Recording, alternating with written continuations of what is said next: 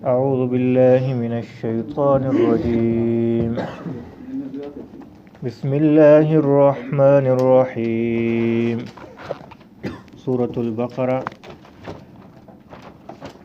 صفحہ نمبر 23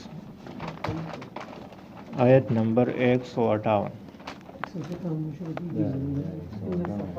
إن الصفا والمروة من شعائر الله فمن حج البيت أو اعتمر فلا جناح عليه أن يطوف بهما ومن تطوع خيرا فإن الله شاكر عليم. اس سے پہلے دو قسم کے اعمال گزر چکے ہیں. ایک قسم کا عمل وہ ہوتا ہے جو انسانی عقل بھی اس کو اچھا کہتی ہے، سمجھتی ہے، اور وہ اس آیت میں اس کا تذکرہ گزر گیا کہ فاذکرونی اذکرکم واشکروا لی ولا تکفرون،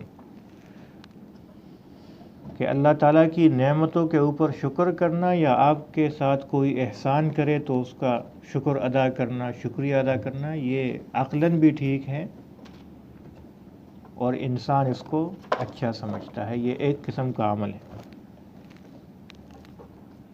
دوسرا قسم عمل جو ہے وہ ظاہری اعتبار سے وہ برا لگتا ہے، عقل اسے اچھا نہیں سمجھتی. جیسے وَلَنَبْلُوَنَّكُمْ بِشَيْءٍ مِّنَ الْخَوْفِ وَالْجُوعِ آیت نمبر 155 میں اس کا تذکرہ گزر گیا کہ اللہ پاک فرماتے ہیں ہم آپ کو آزمائیں گے بھوک سے، معاشی نقصان سے، اور مال اور جان اور پھلوں اور میووں اور غلوں کے نقصان سے ہم آپ کو آزمائیں گے.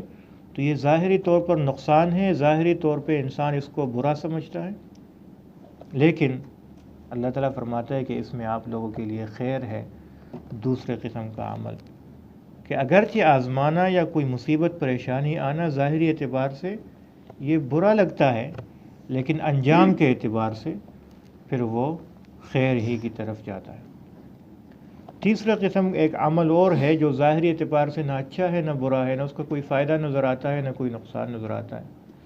جیسے آج کا عمل ہے یا جو ذکر ہے اس آیت مبارکہ میں کہ صفا اور مروہ کے درمیان دوڑنا اور سعی کرنا. تو کوئی دوڑتا ہے، دوڑے یا نہ دوڑے، ظاہری اعتبار سے اس کا نہ کوئی فائدہ نظر آ رہا ہے نہ کوئی نقصان نظر آ رہا ہے.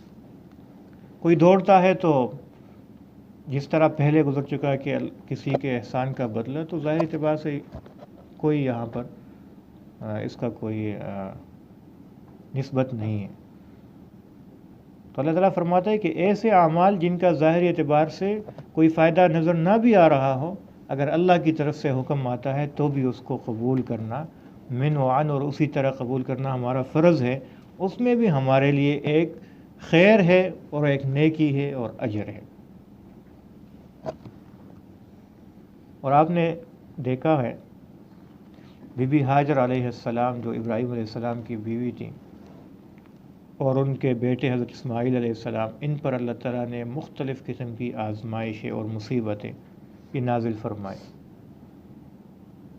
اور ان کو دشت و بیابان میں چھوڑا گیا بغیر کسی رزق کے ذریعے کے. وہاں پر نہ پانی ہے، نہ کوئی ظاہری اعتبار سے کوئی پھل اور غلہ اور میوہ جات ہے، باغات ہے، کچھ بھی نہیں ہے، تو ان کو چھوڑا گیا. تو اللہ تعالیٰ فرماتا ہے کہ دیکھو جب مصیبت آتی ہے تو اس کے بعد اگر مومن بندہ اس کو اللہ کا حکم سمجھتے ہوئے برداشت کرتا ہے اور اللہ کے حکم کی نافرمانی اس میں نہیں کرتا، تو پھر دیکھیں ہم کس طریقے سے انہیں دنیا میں بھی نوازتے ہیں اور آخرت میں بھی نوازتے ہیں.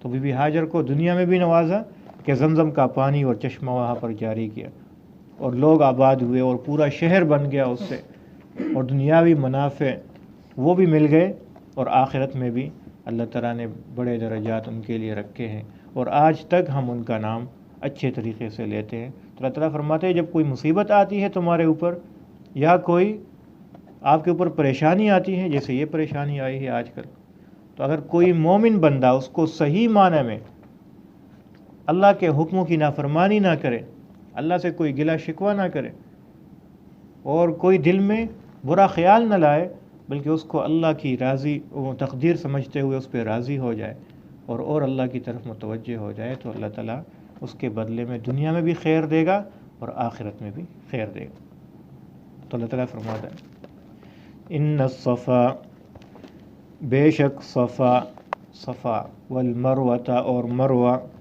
من شعائر اللہ، اللہ کی نشانیوں میں سے ہے۔ صفا اور مروہ یہ اللہ کی نشانیوں میں سے ہے۔ صفا اور مروہ دو پہاڑوں کے نام تھے، یا ہے ابھی بھی اس کی نشانی ہے۔ پہلے بہت بڑے بڑے پہاڑ تھے اور آج انہوں نے جگہ بنانے کے لیے صرف نشانی کے طور پہ تھوڑا سا وہ چھوڑا ہے، باقی انہوں نے کاٹا ہے، وہ پہاڑ ختم کیا ہے۔ تو یہ دو پہاڑ ان کے نام تھے، اور شروع میں اللہ پاک نے اس کو فرض کیا، واجب کیا مومنوں کے اوپر کہ وہ صفا اور مروہ کے درمیان دوڑیں، اور وہ حضرت حاجر علیہ السلام کی یاد میں کہ وہ اللہ کے حکم پر جو اسماعیل علیہ السلام کے پیاس سے تڑپنے لگے اور کوئی چیز نظر نہیں آ رہی تھی تو وہ درمیان میں تھے، تو بی بی حاجر علیہ السلام وہ دوڑتے دوڑتے صفا پہ چلی گئی کہ کوئی شخص نظر آئے، کوئی چیز نظر آئے، کہیں سے کوئی پانی نظر آئے تو میں جاؤں، کوئی قافلہ گزرتے ہوئے نظر آئے۔ تو اوپر چڑھی، دیکھتی ہے دور دور تک کوئی نام و نشان نہیں ہے۔ پھر اسے خیال آتا ہے کہ ایسا نہ ہو میرا بچہ ادھر ہے، اکیلا ہے، کوئی جانور وغیرہ کوئی چیز نہ آئے اسے، کوئی پرندہ آ کر اسے یا کوئی اسے تکلیف نہ پہنچے۔ پھر اپنے بچے کی محبت میں دوڑ کر واپس آتی ہے اور اسماعیل علیہ السلام کی خبر لیتی ہے، پھر دیکھتی ہے کہ وہ پھر سے تڑپ رہا ہے پیاس سے، پھر برداشت نہیں ہوتی تو وہاں سے بھاگتے ہوئے مروہ پہاڑی پہ چڑھتی ہے اور وہاں پر دیکھتی ہے ارد گرد کوئی نظر نہیں آتا۔ پھر اسے بچے کی یاد تڑپ پاتی ہے کہ ایسا نہ ہو کہ وہاں اسے کوئی تکلیف پہنچے، تو واپس آتی ہے۔ اس طرح کے 7 چکر لگا رہی ہے بی بی حاجر علیہ السلام۔ تو اللہ تعالیٰ نے ہمیں حکم دیا کہ آپ لوگ کیا کرو، صفا اور مروہ کے درمیان یہ سعی کرو، دوڑ لگاؤ، تاکہ ان کی یاد تازہ ہو، اور اللہ تعالیٰ نے اس کو عبادت کا درجہ دیا۔ لیکن ہوا کیا؟ فمن حج البیت او اعتمر، آگے اللہ تعالیٰ فرماتا ہے، یہ اس میں ایک سوال کا جواب دیا ہے۔ فمن حج البیت، پس جس شخص نے حج کیا بیت اللہ شریف کا۔ حج کا کیا مطلب ہے؟ حج کا مطلب ہے قصد اور ارادہ۔ جس شخص نے بیت اللہ شریف جانے کا ارادہ کیا، اس کو حج اس لیے کہتے ہیں کہ ہم کیا کرتے ہیں، بیت اللہ شریف کی طرف جانے کا ارادہ کرتے ہیں، قصد کرتے ہیں کہ ہم بیت اللہ شریف جائیں گے، تو اس پورے عمل کا نام حج رکھا گیا۔ تو فمن حج البیت، پس جس شخص نے بیت اللہ شریف کا ارادہ کیا، او اعتمر، یا زیارت کی، عمرے کا مطلب ہے زیارت کرنا، تو بیت اللہ شریف کی زیارت کرنا حج کے علاوہ، تو اس کو عمرہ کہا جاتا ہے۔ فلا جناح علیہ، اللہ تعالیٰ فرماتا ہے فلا جناح علیہ، نہیں ہے کوئی گناہ اس پر، ان یطوف بہما، کہ طواف کرے ان دونوں کا، طواف کرے یعنی دوڑ لگائے ان دونوں کے درمیان۔ فلا جناح علیہ، اس کے اوپر کوئی گناہ نہیں۔ ایسا کیوں فرمایا؟ اصل میں جب یہ حکم نازل ہوا کہ آپ لوگ بھی صفا اور مروہ کے درمیان دوڑ لگائیں، تو مسلمانوں کے دلوں میں یہ خیال آیا کہ صفا اور مروہ تو اس کے اوپر 2 بت کھڑے تھے، اور مشرکین مکہ بھی وہاں جا کر عبادت کیا کرتے تھے، تو وہ کہتے ایسا نہ ہو کہ ہم بھی یہ دوڑ لگائیں، اور ایسا نہ ہو کہ ہم بھی اس غلط کام میں شامل نہ ہو جائیں، گناہ میں شامل نہ ہو جائیں۔ اللہ تعالیٰ نے فرمایا کہ نہیں، آپ لوگ اگر صفا اور مروہ کے درمیان دوڑ لگاتے ہو تو یہ کوئی گناہ کا کام نہیں۔ اور مشرکین کیوں لگاتے تھے اس طرح دوڑ، یا مشرکین کیوں اس طرف جاتے تھے؟ اصل میں 2 آدمی تھے پچھلے زمانے میں، ایک کا نام تھا اساف، اور ایک عورت، ایک مرد تھا، ایک عورت، اور عورت کا نام تھا نائلہ، اساف اور نائلہ۔ تو یہ دونوں بیت اللہ شریف کے اندر ان سے گناہ سرزد ہوا، اور بیت اللہ شریف کے اندر انہوں نے گناہ کیا، تو اللہ پاک نے عذاب کے طور پر ان دونوں کو پتھر بنا دیا، ادھر ہی پتھر بنا دیا۔ تو جب مکہ کے لوگ جو تھے انہوں نے دیکھا کہ یہ لوگ پتھر بن چکے ہیں، تو عبرت کے لیے دونوں کو نکالا اور ایک کو صفا کے اوپر رکھ دیا، دوسرے کو مروا کے اوپر رکھ دیا تاکہ لوگ دیکھیں اور عبرت حاصل کریں اور کوئی گناہ کا کام ادھر نہ کریں۔ وہ وقت گزرتا گیا اور اس زمانے کے لوگوں کے دلوں میں تو یہ تھا کہ عبرت کے لیے دیکھیں، لیکن 2-3 پیڑھیوں کے بعد اس طرح لوگوں کا ذہن بدلتا گیا، وہ کہہ رہے تھے کہ وہ انہیں کی عبادت شروع کرنے لگے۔ تو اسحاق اور نائلہ کے جو بت کھڑے تھے وہ پھر ان کی ہی عبادت کیا کرتے تھے اور صفا جاتے تھے اور ان کے ساتھ ہاتھ لگاتے تھے برکت کے لیے۔ یہ بت پرستی ایسی ہی شروع ہوئی ہے۔ شروع میں بت پرستی نہیں تھی۔ آپ کو پتہ ہے بت پرستی کیسی شروع ہوئی؟ حضرت شیس علیہ السلام ایک پیغمبر گزرے اور ان کے بعد ان کی امت میں چند نیک لوگ تھے، اور لوگ جا کر جیسے آج کل علماء ہے تو ان کے پاس لوگ جا کر ان کی زیارت کرتے ہیں، ان سے اچھی اچھی باتیں سنتے ہیں، تو لوگ ان کے پاس جا کر اللہ کو اور آخرت کو یاد کیا کرتے تھے۔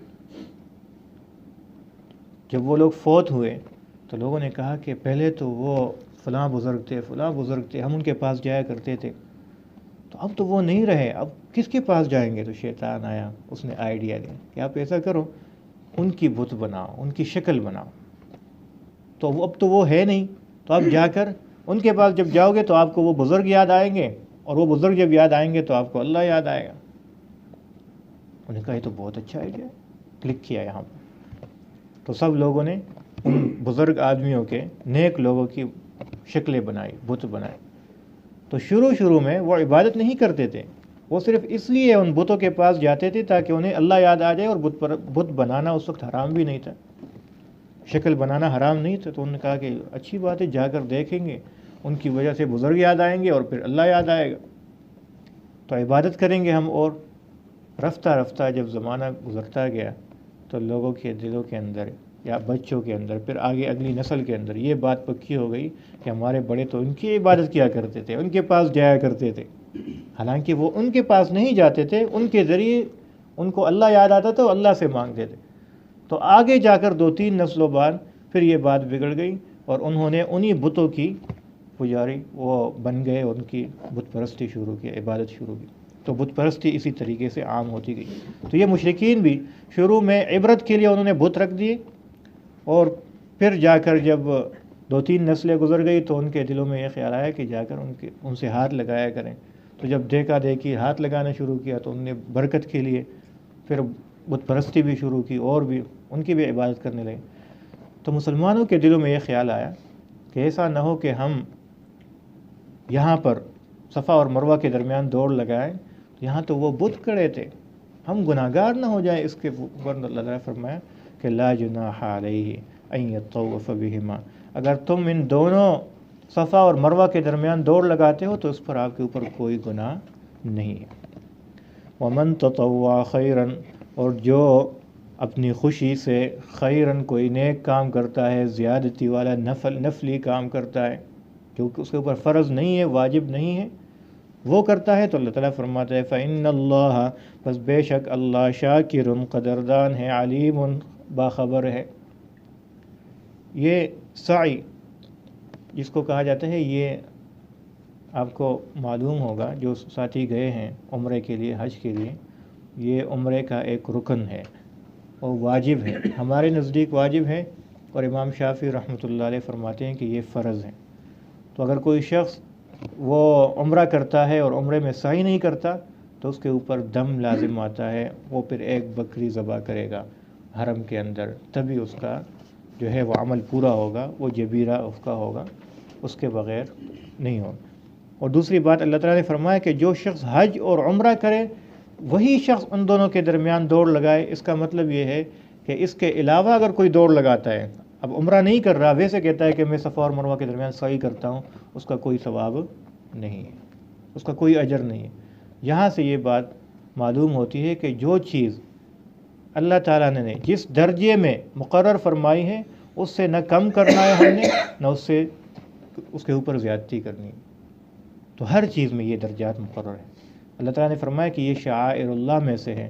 شعائر اللہ کا مطلب ہے اللہ کی نشانیاں۔ تو اللہ کی نشانی کیا ہے؟ جس درجے میں اللہ پاک نے اس کو رکھا ہے اسی درجے میں ہم نے بھی رکھنا ہے۔ تو حج اور عمرہ میں آپ سعی نہیں کرو گے، آپ کہو گے کہ دوڑ میں کیا فائدہ، دوڑ لگایا یا نہیں لگایا، اس سے تو اچھا ہے میں جا کر بیت اللہ شریف کا طواف کروں، یہ بات غلط ہے۔ اور اگر آپ کہتے ہو کہ نہیں اللہ نے فرمایا دوڑ لگاؤ تو حج اور عمرہ کے علاوہ بھی میں دوڑ لگانا چاہتا ہوں، تو نہیں، پھر عبادت نہیں ہے۔ تو اصل ہے اللہ کا حکم ماننا، اصل ہے کیا ہے؟ اللہ کا حکم ماننا۔ تو اگر اللہ کا حکم ہے ایک جگہ پر کسی کام کے کرنے کا، دل مانے یا نہ مانے، تو پھر وہ عبادت ہے، کرنا پڑے گا۔ اور اگر ایک چیز آپ کو اچھی نظر آ رہی ہے لیکن اللہ کا حکم نہیں ہے، آپ اسے کرنا چاہو گے، لیکن وہ کیا بنے گا؟ پھر عبادت کی جگہ کیا بنے گا؟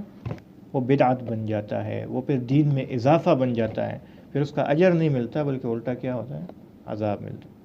تو اللہ تعالیٰ فرماتے ہیں وَمَن تَطَوَّعَ خَيْرًا، یہ جو واجب عمل کرتے ہیں، واجب عمرہ یا حج کرتے ہیں تو ان کو تو اجر ملتا ہی ہے۔ وَمَن تَطَوَّعَ خَيْرًا، جو نفلی بھی کرتے ہیں تو ان کو بھی فَإِنَّ اللَّهَ، پس بے شک اللہ شاکر قدردان ہے۔